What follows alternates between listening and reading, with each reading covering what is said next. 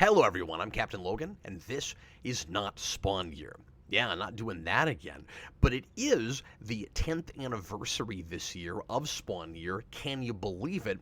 And I thought, what better way to celebrate that insanity than with more insanity? I'm going to attempt, like I did then, to bring you daily content about comics. This is the Comics Video Day Calendar for 2023. Not that I plan on doing one of these every single year because I think my brain would explode, but I'm going to do my level best to do these every day. And it didn't work out with Spawn Year. I did get that finished, but it took 2 years. Hopefully that doesn't happen here. This may be a massive ill-advised exercise, but I really wanted to do something to celebrate Spawn Year, and that's, of course, not the only reason I'm doing this, though. I really miss talking about comics regularly. This used to be much more of a comic review channel, and of course we still go back to comics every now and again and do big lengthy discussions on comic runs, but I have been really out of the loop and really disconnected to the whole medium of comics for a few years now on the whole. I don't buy on the regular like I used to. I'm not reading anything currently month to month, and I'd like to get back in touch with it because it's one of my first loves, and it's one of the big sustaining forces for Geekvolution for the longest time. So I'm rusty. I'm sure I'll get some facts wrong. I'm sure there'll be things that I don't remember that people will be shocked that I have forgotten. I just want to use this to get back in touch with my comic roots, and also kind of a double purpose to talk about my collection a little bit. I'm only going to be reviewing things that I own, and again, I'm not regularly buying things now, although I do occasionally go back in and gap fill older things. A lot of what you'll see on this show will likely be from just before, just after I was born. So a lot of 70s, 80s, 90s stuff. We may do some more recent things, and we may even tackle some single issues in runs that I have talked about on the channel before, and that I might have talked about just as they were coming out. But I want to talk about a lot of stuff that I was looking at when I was a kid, and things that I bought back then, and some things that I've never read. I own 10,000 comics, thereabouts, and there's a lot of stuff that I haven't read in a long time, and there's a lot of stuff that I have never touched. Hopefully, a lot of what we end up with will be things that stand alone fine on their own, but I'm sure we'll end up with some things here and there where I won't know what came before or after, and I'm just looking at a single comic as its own individual piece, because they are, after all, sold that way, and it'll be an interesting exercise, I think. So these should be relatively short, at least for me. Everything else I do now is live streaming. This will be the big exception this year. I won't be live streaming these, of course, but hopefully we can get these out daily, or at least really close to that, and it would be really fun if every day you could look in on the channel and see a short comic video and be able to look at those on a daily basis if you're so inclined. I thought it would be very appropriate to start with Superman 75, a comic that is near and dear to my heart, that I grew up with, that had a lot to do with why I do what I do now, with why I'm such a big comics buff and a superhero fan in general. I've always said that Superman had to die before I cared about him. When I was a kid, I was a Batman guy. I couldn't really get excited about Superman. Like a lot of people, I felt like he was too powerful. He was a little bit too goody two-shoes. I think I drank the early 90s kind of gritty, jaded Kool-Aid a little bit, where I wanted everything to look like Image before I even really knew what that was during that Jim Lee, Rob Liefeld period. And Superman dying off felt like very much a product of all of that, even though it begins and ends with simply the idea of, well, we want to do some big momentous thing for Superman, really, push things forward a little bit and actually get to change the status quo. And famously, of course, DC wouldn't allow Jurgens and the other writers and artists on Stern and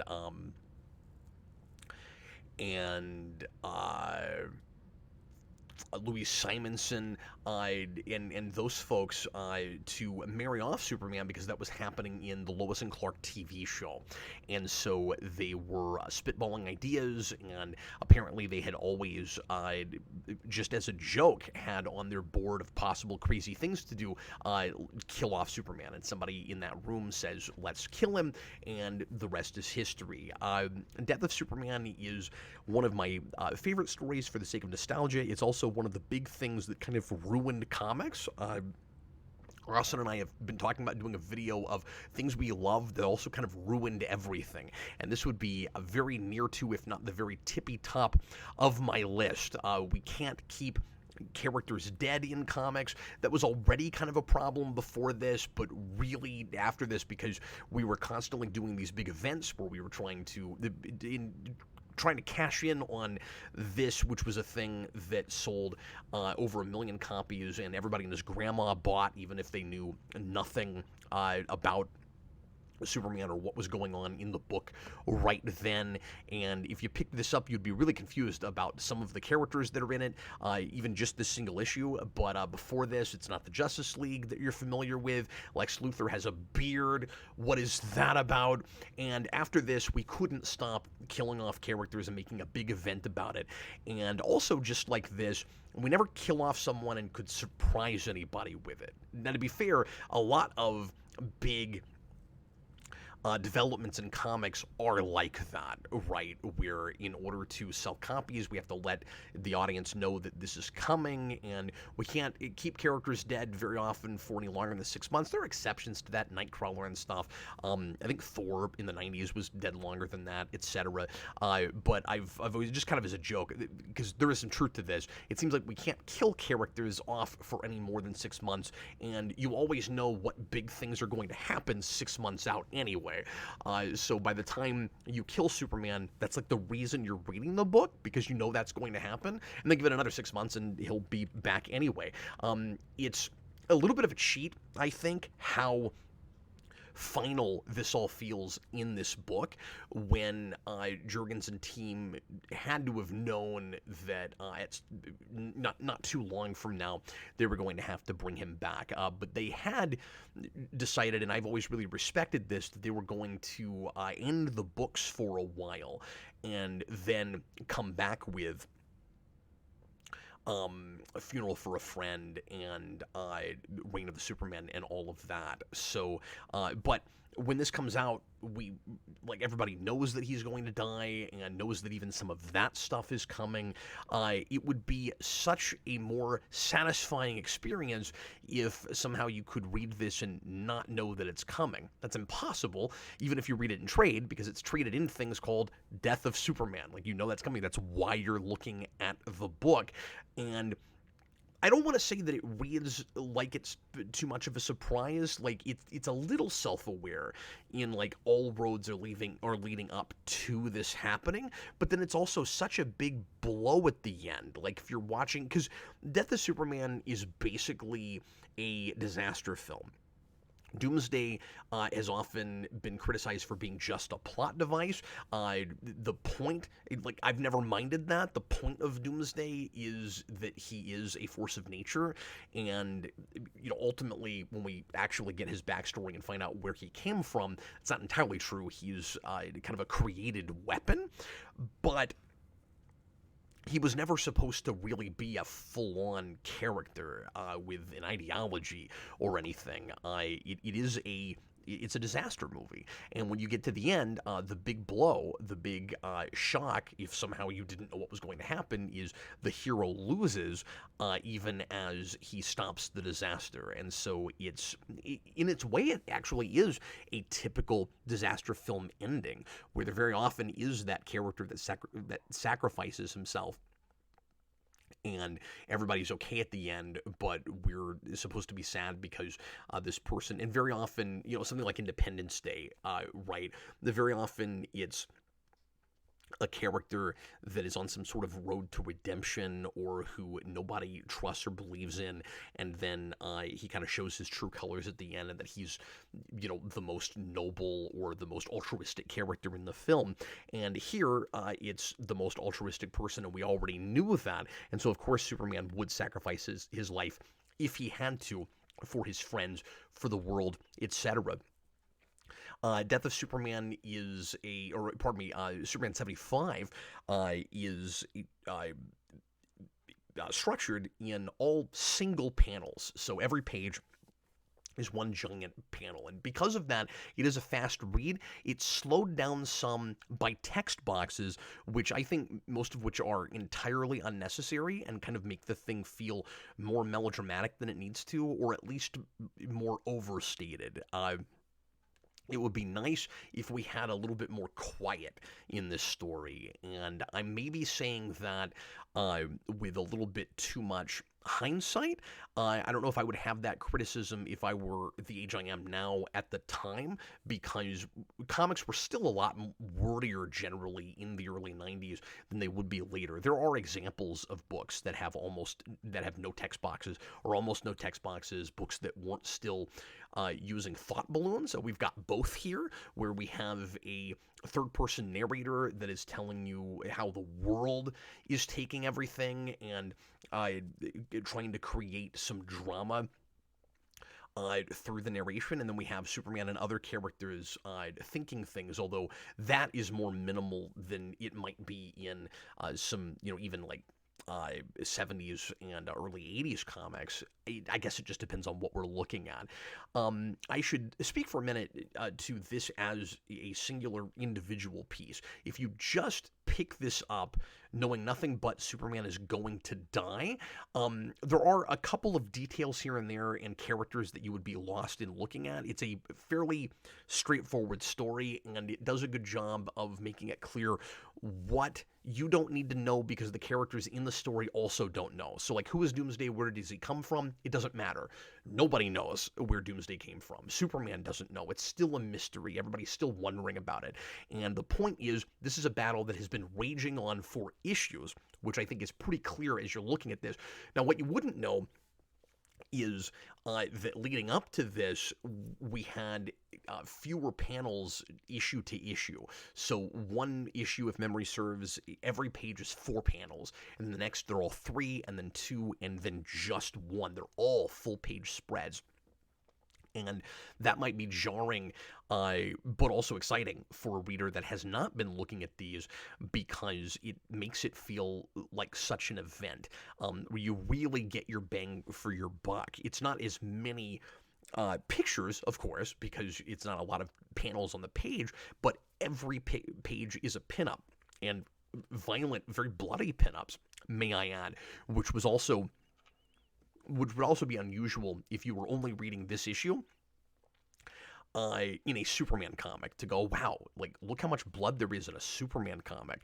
This is one of those examples, probably the most obvious example, of course, of what I'm always talking about with Superman, which is that Superman stories can be dark, but Superman himself shouldn't be necessarily the thing that makes it dark. We can still keep his values what they are, and he can still be in character, and he can still stand for everything he stands for, but the world around him can be bleak and can be not paying attention to that. And aren't Superman stories more dramatic and gripping if, kind of like, as I've always said, Captain America and something like Winter Soldier, the whole world is pushing against his beliefs and values and trying to change him, and he's refusing to change. Story-wise, this, of course, is simply a big, epic battle. Superman is in the middle of Metropolis. He's trying to take down Doomsday, and Doomsday, who has been named already before this in a somewhat silly, goofy way. There's a kid that names him, and then later, if memory serves, Superman goes, hey, what did that kid call him? Oh yes, Doomsday. And I don't think that kid was even talking about the monster that Superman is fighting. He's just like, oh, it's Doomsday. Like, the day is Doomsday because it looks like we're all going to die, and I don't even know if Superman can save us. And then Superman's like, wait, what did he say? Doomsday. It's like a crappy movie origin moment for a villain. But anyway, I like this page a lot. because you've got the very iconic image of Superman carrying a helicopter, which reminds me, of course, of Richard Donner's Superman, when Superman saves Lois Lane in the famous scene with the helicopter. I don't know if this is intentionally a callback to that, but it reminds me of that, and I like just the image that one of the last things Superman does before he dies is saves Lois in a helicopter. I think that's really cool, and this is one of the coolest pages for lighting effects. I really like the sun in the background there hitting Superman the way it does with the shadow of the helicopter underneath it. This is some of Jurgen's better work. I think the faces occasionally have kind of odd expressions. And he does fall into that early 90s trap, I think, of sometimes not having enough going on in the backgrounds. There are some backgrounds with quite a bit of detail, and then there's other places where I can't tell if it's a stylistic choice because our eyes are supposed to be drawn more to the emotion in a person's face, or if it's just he's up against a deadline and trying to get it out quicker, so he's got a certain number of these full-page spreads that he's not going to have a background for, so instead it's going to be something like this, where you've got just a kind of gradient background with some smoke around, and then there is pages like this where it's dynamic, it's exciting, it's Superman leaping up into the air. This is, by the way, one of those faces I don't really care for, but Superman's leaping up into the air, and so we've got these kind of whooshing streaks in the background. And so is that for dramatic effect? Is that a stylistic choice, or are we cutting corners? I'm not sure. There's another page with not a lot of background. But again, story-wise, Superman fights Doomsday. The Justice League has been taken out, so they can't help, and they're second, third stringers right now anyway, so they weren't all that much help in the first place. I don't remember where Superman and Wonder Woman, or Superman's here. I don't remember where Wonder Woman and Martian Manhunter and all of those characters are right now. I think there is a way that they get written out, and I forget what it is. I think they're in space doing something. Adaptations of this have done that, I think, here and there, but you've got these really brutal moments like this where Superman's head is like straight into the ground and you can't see it. I think when I was a kid, that was a really provocative image that stuck with me. I should mention, by the way, that I also own the Black Bag edition of Superman 75, and of course have never opened this. I never got my hands on a second copy of this. I guess I have, but I've sold every copy that I've ended up with because I used to regularly sell comics, and I online, and I used to have a flea market booth, and so I never thought to keep one of these because I've had them in my possession a few times, and actually look at all the extra stuff that you get that's listed on the back, like the full color memorial poster and the commemorative stamps and the Daily Planet obituary, etc. But something else I wanted to mention, backtracking for a minute to a point I made earlier, is it's reading this in the single issue is not the best way to look at this now, and it really wasn't that anyway, or either. But what were you gonna do? That's how you'd look at it, right when it comes out. People stood in line for hours to get their hands on this. But it's just really distracting, even though you have to know that Superman is going to die, because, it's called The Death of Superman, and it's even on the front of the issue itself. But to be constantly reminded of it before it's happened while you're reading is distracting, and it takes you out, and it's hard to really get sucked into the battle and the drama of what's happening. Superman has already lost his cape by this point in the issue, and a little bit later, somewhat conveniently, it will wind up on the stick with the iconic image of the cape tattered and at half-mast, kind of conveniently. Maybe somebody put that there, but I doubt, right in the middle of the raging battle with Doomsday, that ends up happening. The only character thing that that Superman really has to deal with in this issue, as he's fighting for his life, The only kind of ethical conundrum is should Superman kill Doomsday even though he seems to be just a raging monster? He doesn't really understand what he is. How sentient is he? How self aware is he? Who knows? There's a moment where Lois says, uh, you can't kill him. Like, he wants to kill, but you can't. And that kind of raises that question of, is Superman, compromising his values too much if he kills even this raging monster that has already killed hundreds of people and who maybe Superman himself can't even stop. And there's maybe a little bit of a question, although it's not brought to the forefront, of whether Superman has been like pulling his punches too much because he doesn't want to kill this creature. And the issue doesn't really deal with it by the end. That's raised by Lois, and I really don't think the issue is even supposed to be about that, so much as just that's Jurgen's view. It seems like it's in character for Lois to say that you don't kill, you can't kill this thing, and then ultimately he has to, and Superman ignores her completely, doesn't even answer her there. He's kind of busy, so that's really understandable, but there's not even a place where Superman is internal monologuing about it, where it's like, oh yeah, she's right, like, am I even Superman if I kill this creature? Is it too much of a compromise? He's just trying to save everybody. He's just doing everything he can to take this monster down. And when somehow your claws or your bones are sharp enough to cut Superman, who is indestructible besides kryptonite, we thought up to this point, all bets are off, and he would be killing in self-defense. He would be killing to defend his friends. This is a case where, in my opinion, Superman is not remotely compromising his values if he kills Doomsday. It's like being at war. It's that kind of battle, and Superman, of course, is not going to war with a country or something. As far as he understands, it would be like fighting the weather.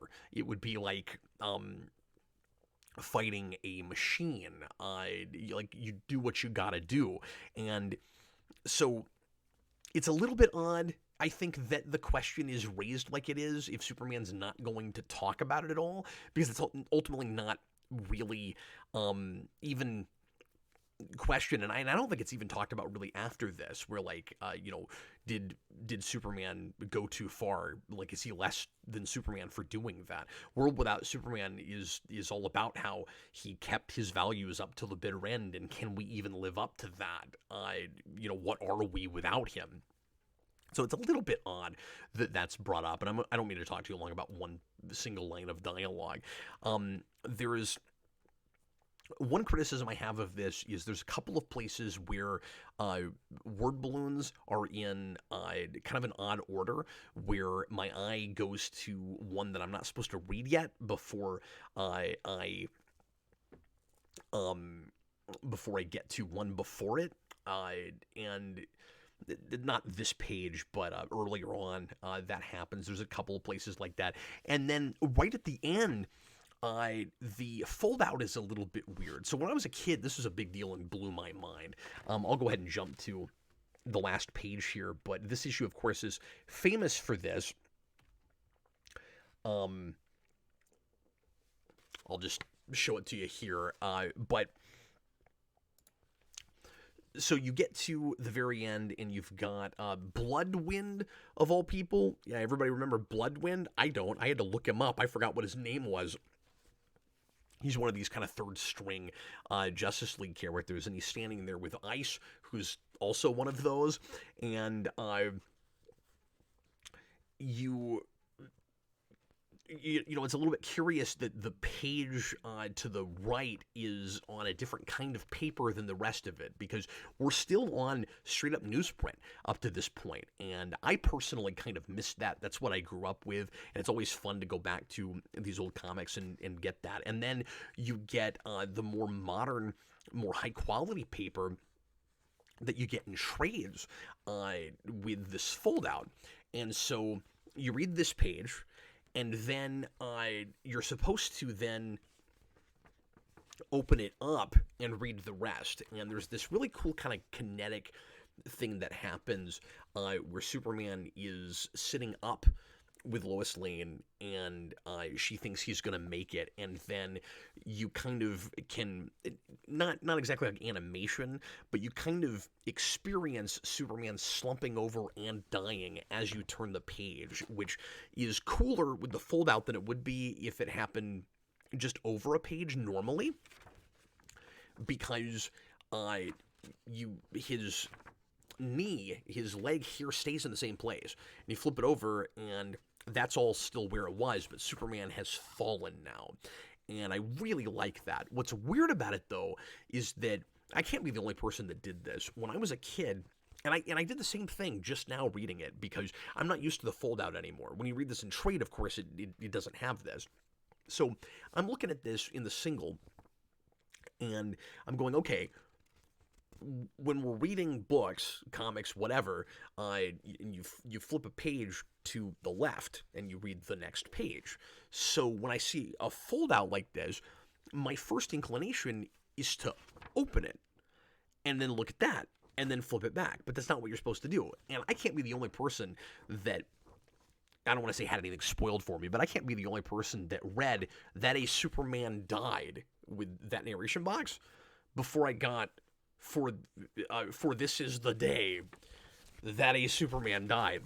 So anyway, it's a minor complaint. I don't know how else you would handle it, really, but it's worth it, because it adds to how big of an event this was and how special